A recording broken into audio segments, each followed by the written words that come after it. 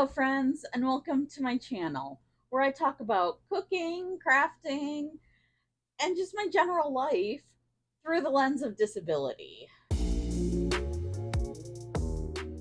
Today, I'm making a health journal and showing you how I do it and why it might be useful for you. I've done this before. I made myself a really nice health journal. It was beautiful, like really nicely done, but it was really hard to make each page really nice because I needed to pull out a ruler and I wanted to make everything exact and perfect.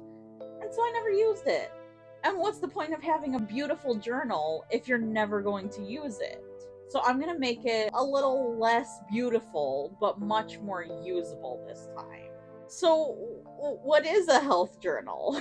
A health journal is a place where you can compile all of your health information and you can just bring it along to all of your doctor's appointments and keep everything organized. It needs to be small enough that you can easily take it to your doctor's appointments. Mine is small enough that it fits in my purse. And it keeps all of your information together. I like to keep a current medication list, any dates of procedures or tests or surgeries that you've gone through. I like to keep all of my healthcare professionals' information. So you write your PCP, their address, phone number, and then you do the same for any other specialists you have, your dentist, your eye doctor, stuff like that. It's also good to keep a list of allergies if you have any.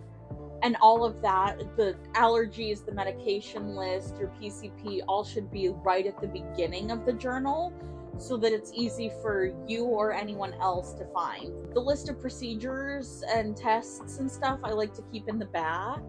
I like to have a separate section just for blood tests because I get those so often that I can write which location I got it at and what date it was, so that I always have that information at the ready. But if you get x-rays fairly regularly, that might be a section that you want to have and write down where you got it taken care of, what date, and which location your x-ray was. It's a good place to just keep all of your health information together so that it's easy to find, because sometimes it's really hard to remember, oh, when was this procedure done? When did I get that scope in my throat? Like, it's good to just have it all written down. The main section of the notebook or journal I like to keep as a visit log. So each page looks the same, but I write down which specialist my visit was with. I write down any questions I have beforehand so that I can just look at them and write the answer right there. I like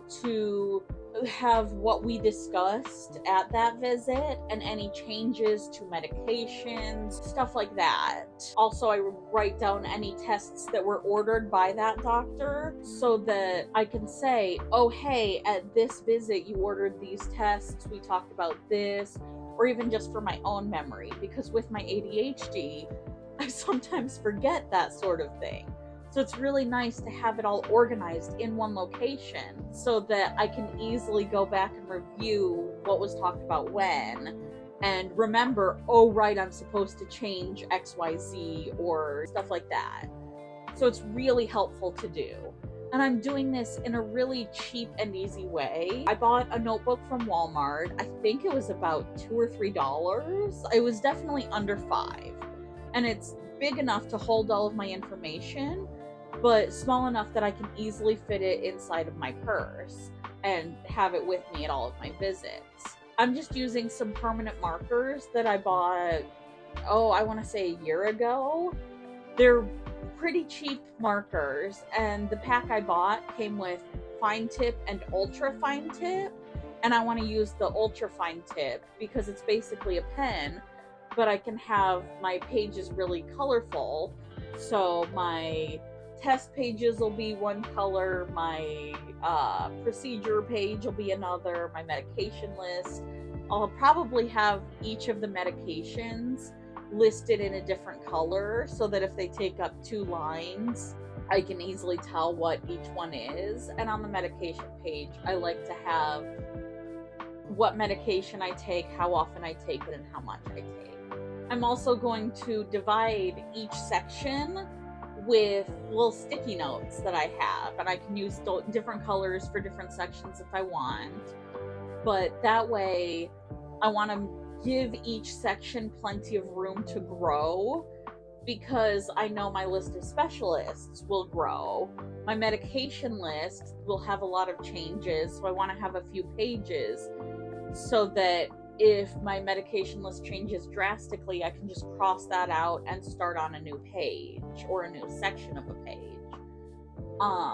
But I want to be able to use this health journal for at least a few years, and as things change, be able to make those changes easily in the notebook, have plenty of room to grow, but also be able to find things quickly and easily, which I will be able to do with the sticky notes.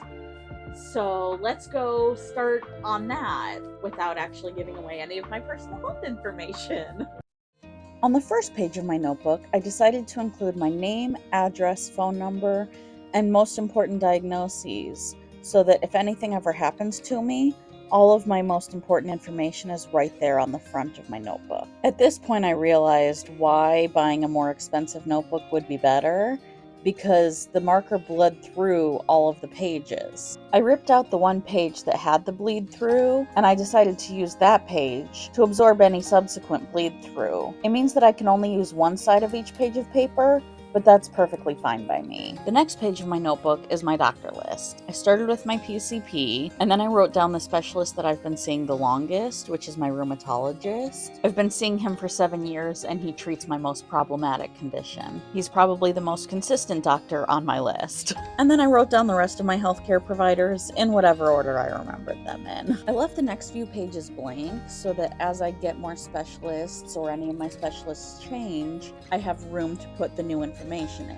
And next up, I wrote my medication list. Because I skipped a few pages and I'm a decent bit into the notebook now, I wanted a sticky note so that I can easily find the medication list. And I decided to write on the bottom of the sticky note upside down so that when I stuck it in the notebook, the sticky side would be on the inside of the notebook and the flappy part would be on the outside. I also made 2 headings at the top of the page so that it's easy to see my medication on one side, and on the other side of the page, how much of that medication I take and how often. The next section I wrote at the back of the notebook so that I can easily find it by just opening my notebook backwards. My most common test is blood tests, so I have a page just dedicated to those, and I have a section for the date that I got them done, which lab I got them done at, because I go to 2 different labs, and who ordered the tests. The next page back here is for more tests. Sometimes I get x-rays. I recently got a bone density scan. For this section, I decided to include what type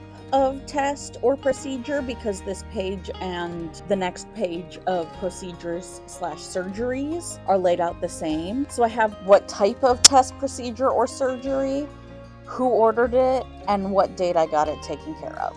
The next section is the bulk of my notebook because this is my visit log. I decided to place it just a few pages after my medication list so that, again, my medication list can grow as it needs to. I decided to mark it with a sticky note so that it's easy to find. And this time I wrote not only upside down on the sticky note, but I wrote on the sticky side so that it's visible from the front of the notebook, but I can just grab that tab and open. In the visit log section, I start by listing which doctor I saw. I write the date that I saw them, and then I write down any questions that I have for that provider. And that information I can fill out before a visit. And then when I'm at the appointment, I can write down the answers either in that same section or in the next section, which contains what we discussed during that visit. After that, I have a section for any changes that were made to medications, to lifestyle that was brought up, and we need to change. The final section of each page of the visit log is for any follow-up information, like if I need to schedule an appointment with a physical therapist, or if I need to get blood tests done sooner than expected, or simply when my next appointment should be scheduled. And that's the bulk of my notebook. I also had a brilliant idea to write down my medication list on individual cards so that if I need to fill out new patient information, or if one of my doctors is asking for an updated medication list, I can hand them the note card and they can see what medications I'm taking. I also included some paper clips so I can easily attach it to any paperwork that asks for a current medication list, and then the only thing I have to write on the medication list is "see attached." That saves me a decent amount of time because I am on a lot of medications. And that's my health journal. Let me know if you end up making your own health journal. I find them very useful to have. I have seen some online that you can find, but none of them quite fit my medical needs, so I decided to make my own. This way it's much more customizable to my needs, and if you make your own, you can customize it to your needs. I also decided to make it super cute in the front. If you found this video useful, please drop me a like and subscribe if you want to stick around to see more of me. And remember, you are not a burden. You are worthy of love and respect. Take care. I love you. Bye-bye.